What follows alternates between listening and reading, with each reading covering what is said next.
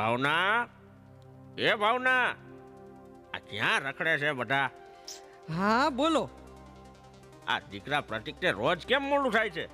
હશે કંઈક કામ ધંધાનું. કામ ધંધાનો ચોક્કસ સમય હોય. હવે આ મહાજન છીએ, મજૂર થોડી છે.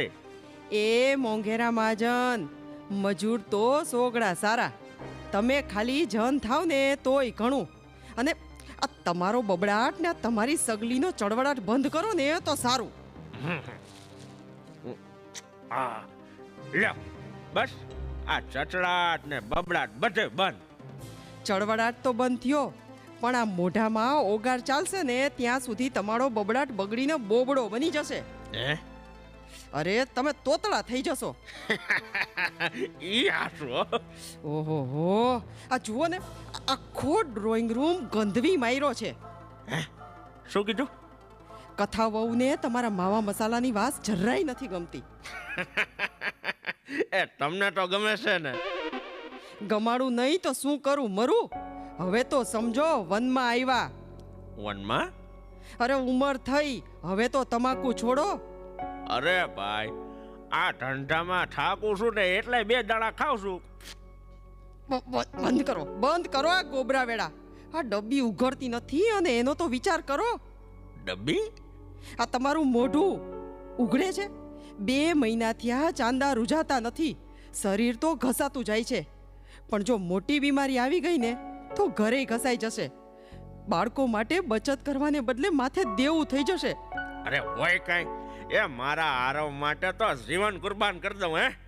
હા, તે આરવ આવવાનો જ છે. ગુરુકુળમાં રજા છે ને એટલે. શું વાત છે? એ દાદાનો દીકરો આરવ આવવાનો છે? હે? આરવ હવે નાનો ગગલો નથી, 12 વર્ષનો થયો. એની સામે આમ પાન મસાલા ખાશો તો કેવા સંસ્કાર પડશે.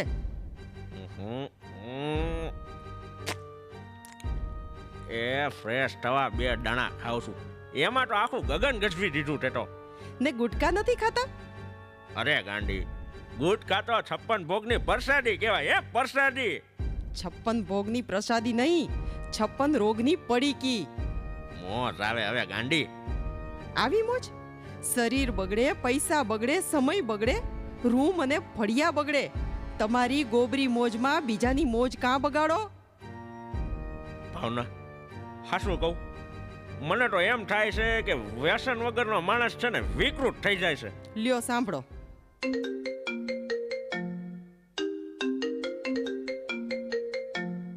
એ બોલને ધીરજલાલ. એ વન પાન સેન્ટરે ઊભો છો. આ ફાકી સોળીને તૈયાર રાખી છે, તું આવ પછી ખાઈ જલ્દી. અરે વાહ ભાઈ વાહ. એ આવ્યો. હે ભગવાન, આનું શું કરવું છે? આને કઈ મનમાં? આ પ્રતીક આવે ને પછી ખબર પડે. શું આવ્યું રિપોર્ટમાં? મમ્મી, બોલ ને, શું છે રિપોર્ટમાં? કેન્સર. નહીં, ખૂબ સમજાવ્યા, છોડો, તમાકુ ગુટકા છોડો, પણ નો માન્યા. અને હવે ઓપરેશન, હે? એ પણ તાત્કાલિક. હે ભગવાન, હવે શું થશે? મમ્મી, કેન્સર ખૂબ ડેવલપ થયું છે, જડબાના હાડકામાં પ્રવેશી ગયું છે. ઓપરેશન તાત્કાલિક કરવું પડશે. પપ્પાનો મેડિક્લેમ પણ નથી, પૈસાની વ્યવસ્થા કરવી પડશે ને. હું મારા બધા ઘરેણાં વેચી નાખીશ, પણ ઓપરેશન તો કરવું જ છે. મમ્મી, તું ચિંતા ન કર, બધું જ મેનેજ થઈ જશે. પરંતુ હમણાં પપ્પાને કંઈ કહેવાનું નથી, કદાચ આઘાત લાગે તો. અરે નસીબ. મમ્મી, મેં મારા મિત્ર ડૉક્ટર પ્રભાકરને બોલાવ્યા છે. એ વ્યસન મુક્તિ અભિયાન ચલાવે છે. એ પપ્પાને સમજાવશે. પેલા ગુટકા માવા તો છોડવા પડશે ને. કેમ બેટા, રિપોર્ટ નોર્મલ છે ને? ના પપ્પા. જૂઠું ખોટું નહીં બોલવાનું બેટા. અને હા દીકરા, રિપોર્ટ પોઝિટિવ હોય તો શું છે? जिंदगी और मौत ऊपर वाले के हाथ में है. हम सब इस रंगमंच की कठपुतलियां हैं. क्यों बाबू मुसाई? અરે હવે તો ફાકી છોડો. ડોક્ટરે આ ઝેરના પડીકાની સાવ ના પાડી છે. પાડે ના પાડે હવે ઈ તો એનો કર્તવ્ય ને ફરજ છે. હવે તમારું કોઈ કર્તવ્ય નથી, તમારી કોઈ ફરજ નથી. નિભાવું છું ને, ખંતથી નિભાવું છું. નિભાવું છું. તમારા મોઢા સામું તો જુઓ, ખુલે છે, પેઢામાં પોલાણ થયા છે, ચાંદા રૂજાતા નથી, દુખાવાને ગણકારતા નથી. હે ભગવાન, આ ફાકીમાં અને માવામાં શું મોહી ગયા છે?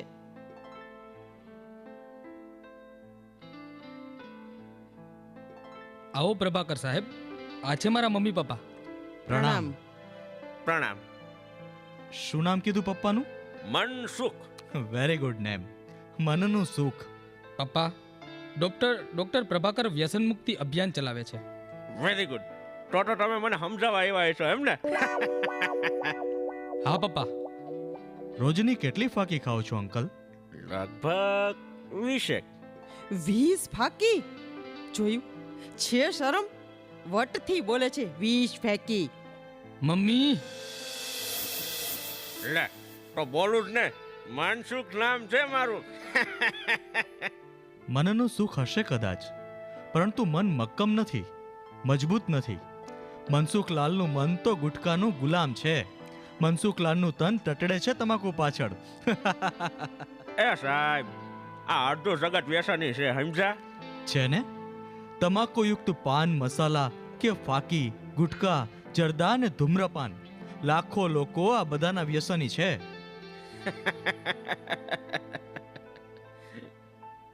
હું આ વ્યસનોને વ્યસન કહું છું. વ્યસન એટલે નકામું બગડેલું બાળક, જે સ્ત્રીની કુખે અવતરતું નથી, પરંતુ માણસના માકડા મનમાંથી જન્મે છે. ટેન્શન, સંગદોષ કે મોજ મજા ખાતર પ્રવેશી બંધાણી બનાવે ને પછી મૃત્યુના મુખમાં ધકેલી દે. વાહ, સરસ બોલે છે નહીં? મજા આવી ગઈ ને? અંકલ, એક મજાની વાત. બોલો ને. આ વ્યસનના ભયંકર ગેરલાભ તો છે જ, પરંતુ થોડાક લાભેય છે. હે? હા, કયો એટલે આ હમને ભાન થાય. નંબર 1, વ્યસની માણસને બુઢાપો આવે જ નહીં. હે? અરે વાહ. કારણ કે બિચારાએ મહારોગનો ભોગ બની અકાળે જ જતા રહેવાનું. રામ બોલો ભાઈ, રામ.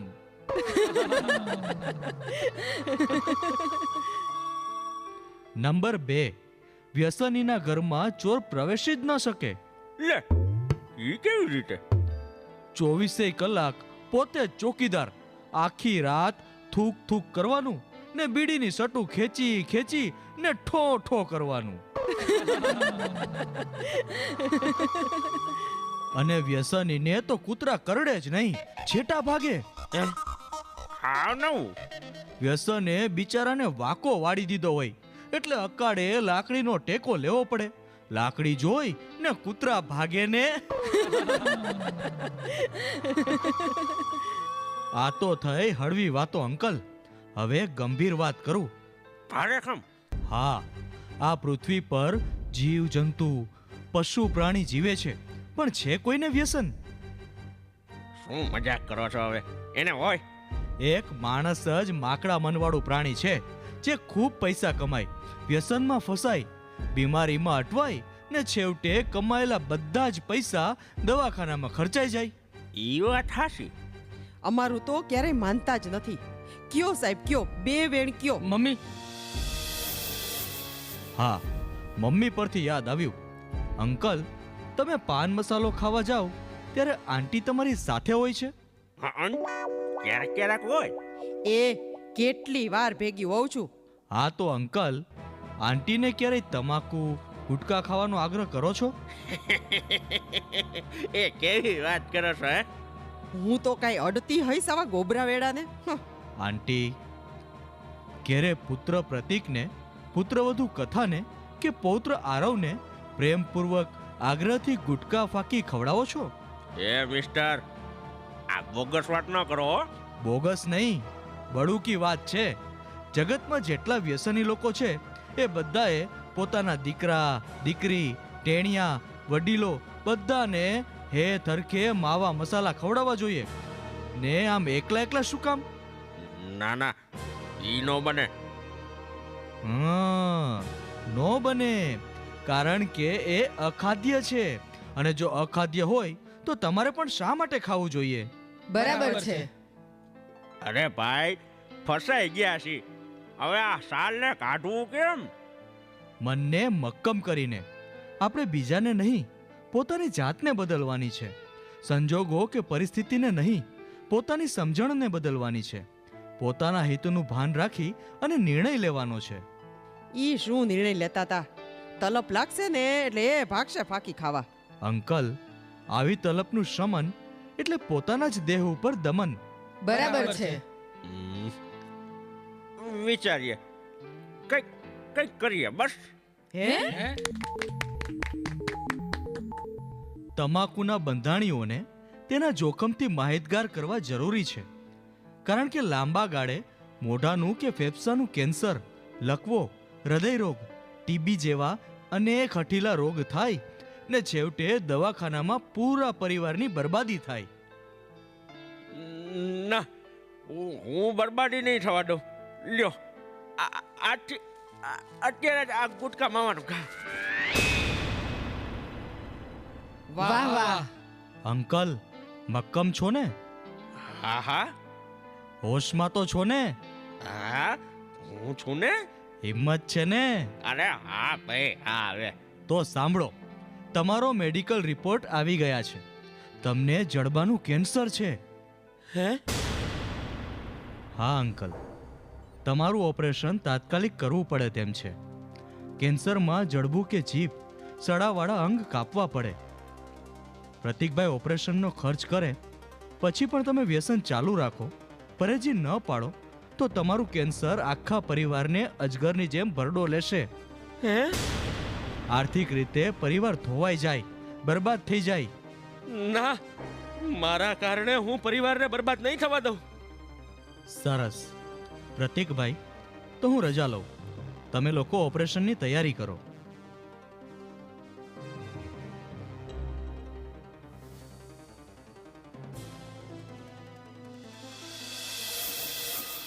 ના ના, નહીં ખાઈશ તો તું કંગાલ થઈ જઈશ, કંકાલ થઈ જઈશ.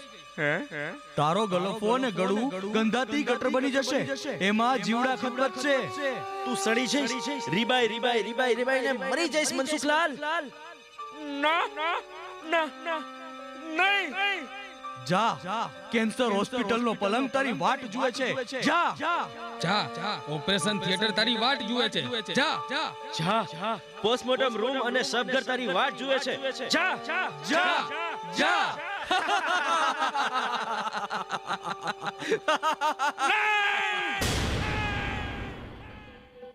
પપ્પા, ઓપરેશન સફળ થઈ ગયું. થોડા દિવસોમાં તમે ફિટ થઈ જશો. દીકરા, ખર્ચ કેટલો થયા? ખર્ચની ચિંતા છોડો ને, આરામ કરો, ભગવાનનું નામ લ્યો. મારો ભગવાન તો હવે તમે. તારી મમ્મી ક્યાં? એની તબિયત બગડી છે, ચિંતા જેવું નથી. કથા દવાખાને લઈને ગઈ છે. ઓહો, મેં તમને બધાને ખૂબ હેરાન કર્યા. માફ કરજો. પપ્પા, દુખી ન થાવ, બધું જ સારું થઈ જશે. બિલ કેટલું આવ્યું ઈ તો કે? બિલ તો ચૂકવાઈ ગયું છે. ખોટા વિચાર છોડી આરામ કરો. હું તમારા માટે જ્યુસ બનાવતો આવું. કા મનસુખલાલ, પાન ફાકી માવો મુકાઈ ગયા ને? અરે કઈ મુકાતા હશે. લે આ લગાવ, કાચી 135. લે આ ફાકી લે. હે? ખાવાનો? પાકિસ્તાને ખાઈ ગઈ. તમાકુનો રસ્તાડ હાજર છે. બિચારો બની ગયો ને. બોલ શું આપું? કેન્સર. ના, નહીં. મોત, મોત. પપ્પા, શું થયું પપ્પા?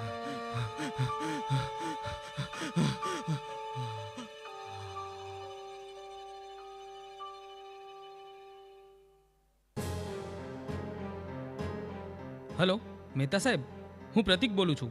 પપ્પા ખૂબ જ સિરિયસ છે. પ્લીઝ પ્લીઝ જલ્દી આવો ને. નો નો સર, કંઈક કરો please sir, please. Hello Prabhakar સાહેબ, પ્લીઝ જલ્દી આવો. Okay sir. હલો, જય સ્વામિનારાયણ સ્વામીજી. હે, પણ હજુ આવ્યો નથી. ઓકે, આરવ ક્યાં પહોંચ્યો? બસ આવતો જ હશે. મમ્મી, તમે તો હિંમત રાખો. દીકરા, આજે 2 મહિનાથી આ પીડાય છે તારા પપ્પા. હવે તો બોલાતું એ નથી. પપ્પાનું દુઃખ તો જોયું પણ નથી જતું. મમ્મી, કથા, તમે મહામૃત્યુંજય મંત્રનો જાપ કરો. શું થાય છે? સબકા આવે છે? બેઠા કરીએ. અર, ઈયળો નીકળી પડી. મમ્મી, શાંતિ રાખો. પણ પપ્પાના જડબામાંથી આટલી બધી ઈયળો. હું સાફ કરું છું. જુઓ સર, પપ્પાના જડબામાંથી ઈયળો નીકળી. માખી બેસી ગઈ હોય એનું ઇન્ફેક્શન છે. ઘડી બે ઘડીનો સમય છે. ઈશ્વરને પ્રાર્થના કરો. આ જુઓ, પૌત્ર આરવ માટે દાદાજીએ કંઈક લખ્યું છે. વાહ, મોતનો સામાન નામ આપ્યું છે દાદાજીએ. ખરું કહેવાય, આ મોતનો સામાન છડેચોક વેચાય, ખવાય, ઘરમાં ને ખિસ્સામાં રખાય. આ કેવું કહેવાય?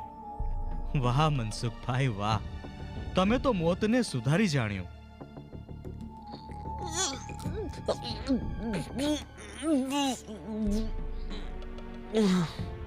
પપ્પા, હે પ્રભુ, એના આત્માને સદગતિ આપજે.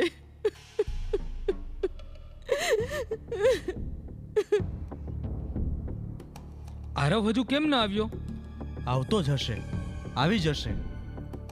હા હા, એ વોટ્સઅપ કર્યો એ સરનામે શબવાહીની જલ્દી મોકલજો. દાદાજી, દાદાજી. દીકરા, તારા દાદાજી આપણને છોડીને ચાલ્યા ગયા છે. ના, મારા દાદા જીવે છે. જોવો જોવો, એની આંખો ખુલી છે. હમણાં દાદાજી બેઠા થશે. દાદા, દાદા ઉઠો તો. દીકરા, દાદાજીના શ્વાસ તો સદાયના માટે થંભી ગયા છે. ના, ખોટું. દાદાજીને બેઠા કરો. મારે દાદાજીને બેઠવું છે, રમવું છે.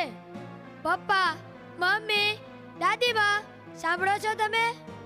દીકરા, તારા દાદાજીને ગંગાજળ દઈ દે. ના દાદીમા, એવું ન બોલો. અરે કોઈ તો બેઠા કરો મારા દાદાજીને. નહીં, હું નહીં લઈ જવા દઉં મારા દાદાને. દાદાજી મન મળ્યા વગર ન જાય. મારી સાથે વાત કર્યા વગર ન જાય. દીકરા, દાદાજી તારા માટે, આપણા સૌ માટે આ સુંદર સંદેશો લખીને ગયા છે. લે, વાંચ. માફ કરજે આરવ, હું તને મળ્યા વગર જતો રહ્યો. હું સદાય તારી સાથે જ છું. હું પાન માવાને 56 ભોગની પ્રસાદી કહેતો, પરંતુ આ તો 56 રોગની લઈને આવતો મોતનો સામાન છે. ખૂંખાર આતંકવાદીઓના દારૂગોળા કરતાય અનેક ગણા ખતરનાક અને વિસ્ફોટક છે આ પાન મસાલા ગુટખા, જે શરીરના કણે કણે ક્ષીણ કરી નાખે છે. માટે હું એને મોતનો સામાન કહું છું. વ્યસન એવો દગાખોર સંગાથી છે જે મિત્ર બનીને આવે છે, લાગણીથી લૂંટ ચલાવે છે અને છેવટે મોતના મુખમાં ધકેલી દે છે. આવો ખતરનાક મોતનો સામાન એટલે વ્યસન. અરે ભાઈ, નશો કરવો હોય તો ભક્તિ રસનો કરો, રામ નામનો કરો. નહીતર પછી એ રામને બદલે હે રામ. પ્રતિકભાઈ, એ શબવાહીની આવી ગઈ છે.